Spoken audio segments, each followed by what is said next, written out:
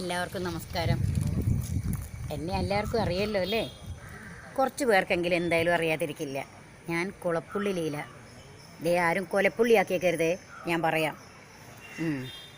പിന്നെ ഞാനിപ്പോൾ നിൽക്കുന്നത് ചിത്രാഞ്ജലി സ്റ്റുഡിയോ. എല്ലാവർക്കും അറിയാമല്ലോ, നമ്മൾ പണ്ടേ ഉള്ള സ്റ്റുഡിയോ.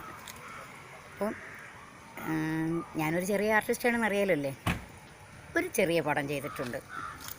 പേരിൽ മാത്രം ചെറിയ പടം, കാഴ്ചയിൽ വരുമ്പോൾ വലിയ പടമായിരിക്കും. പടത്തിൻ്റെ പേരെന്താണെന്നറിയോ? കുന്തം. നിങ്ങളെ കളിയാക്കിയതല്ല, പടത്തിൻ്റെ യഥാർത്ഥ പേരാണ് കുന്തം. പേര് കേൾക്കുമ്പോൾ തന്നെ എങ്ങനെ തോന്നുന്നുണ്ട്? ചേച്ചി ഇപ്പൊ കുന്തമാണെന്നാണല്ലോ ഞങ്ങൾ പറഞ്ഞത്. ആടാ, ഞാൻ കുന്തമാണ്. ഈ കുന്തത്തിൽ കുളപ്പുള്ളി കലക്കുവോ? കുളപ്പുള്ളി മാത്രല്ല, കുളപ്പുള്ളിക്കൊപ്പം ഇതുപോലൊരു 10 കുളപ്പുള്ളന്മാരും ഉണ്ട്. ആണോ?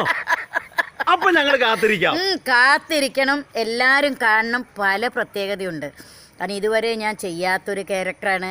കുന്തെന്ന് കേൾക്കുമ്പോൾ തന്നെ നിങ്ങൾക്ക് അറിയാലോ എന്തെങ്കിലും ഒരു പ്രത്യേകത ഉണ്ടാവും എന്നുള്ളത്. സാധാരണക്കാരന് കാണേണ്ട ഒരു പടമാണ്. കാരണം നമ്മൾക്ക് എന്ത് സംഭവങ്ങളുണ്ടായാലും കാശും പദവിയും ഉള്ളവർക്ക് മാത്രമേ ഇന്ന് പോലീസിൻ്റെ മറ്റുള്ളവരുടെ ഒക്കെ സഹായങ്ങളുള്ളൂ അല്ലേ? എന്ത് കാര്യത്തിനും നമ്മൾ കൈമടക്കണം. പക്ഷേ ഇതൊന്നുമില്ലാതെ നമ്മളെ ദൈവം പോലെ സഹായിക്കാൻ ആൾക്കാരുണ്ടെന്നും നമ്മൾ ഒരിക്കലും പൈസ ഇല്ലാത്തവർ അനാഥരാവില്ല എന്നും അവർക്ക് സഹായം കിട്ടില്ല എന്നുള്ളൊക്കെ ഒരു കാലങ്ങളൊരു തോന്നലൊക്കെ ഉണ്ട്. എങ്കിൽ അതൊന്നുമല്ല, ഈ കുന്തം കണ്ടാൽ എല്ലാം മനസ്സിലാവും. കുന്തം.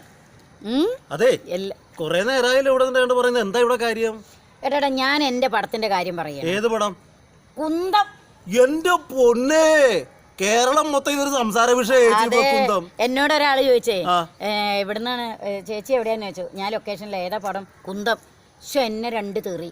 ഞാൻ ചോദിച്ചു, എന്തിനാണ് എന്നെക്കാളും വലിയ തെറിയോ? അല്ല, പിന്നെ പടത്തിന്റെ പേര് ചോദിച്ചപ്പോ എന്തിനാണ് തെറി പറയണെന്ന്. ഇപ്പൊ പിള്ളേരൊക്കെ വേറെ കാര്യം കൂടെ പറയാൻ തുടങ്ങി. കുളപ്പുള്ളി ലീലെന്നല്ല, കുന്തം ലീല. കുന്തം കുളപ്പുള്ളി എന്നാ ഇപ്പൊ പറയുന്നത്. ഓക്കെ. അതെ, ഇവനിപ്പോൾ എന്തിനാണെന്നറിയോ എന്നെ പറ്റിയും കഴിഞ്ഞ് ഇപ്പം കുളപ്പുള്ളിയുടെ പേര് കുളപ്പുള്ളി എന്നൊക്കെ പറഞ്ഞതറിയോ? അതിന് നല്ലൊരു ക്യാരക്ടർ ചെയ്യുന്നുണ്ട്. അപ്പോൾ എൻ്റെ ഇത് പറയാനും മറന്നുപോയി. എൻ്റെ അടുത്ത് പറ്റി നിന്ന് ഞാൻ ഈ മോന്തയും കൂടി ഒന്ന് കാണിക്കാൻ വേണ്ടിയിട്ടാണ്. മനസ്സിലായ? അയ്യോ, കുന്തം കുഞ്ഞച്ചൻ. Thank you. എന്റെ ഡയറക്ടർ എനിക്ക് നല്ലൊരു വേഷം തന്നിരിക്കുന്നത് കേട്ടോ. വേഷം മാത്രമല്ല, പടത്തിന്റെ പേരടക്കം. കുന്തം കുഞ്ഞച്ചൻ. തിയേറ്ററിൽ കാണണേ എല്ലാവരും. കുന്തം കുഞ്ഞച്ചൻ. എല്ലാവരും പടം കാണണം. എന്റെ സഹോദരനും കൂടിയാണ്. സംഭവിച്ചു പോയി, എന്ത് ചെയ്യാനാണ്? അതുകൊണ്ട് എല്ലാവരും പടം കാണണേ. ഓക്കെ.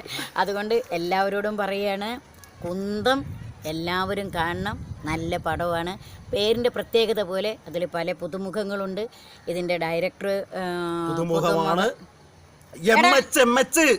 ഞാൻ ചോദിച്ചോ? അതപ്പോ ഞാൻ പറയണ്ടേ? പിന്നെ അപ്പം അവൻ പറഞ്ഞല്ലോ, അത് മതി. പുതിയ ഡയറക്ടറാണ്. പക്ഷേ നമുക്ക് അദ്ദേഹത്തിൻ്റെ വർക്ക് കാണുമ്പോൾ നമുക്ക് പുതിയതാണെന്നൊന്നും തോന്നില്ല കേട്ടോ. എത്രയോ പഴക്കം ചെന്നതുപോലെയാണ്. അതുകൊണ്ട് എല്ലാവരും പടം കാണണം, വിജയിപ്പിക്കണം. എല്ലാവർക്കും നന്ദി, നമസ്കാരം. ഓക്കേ.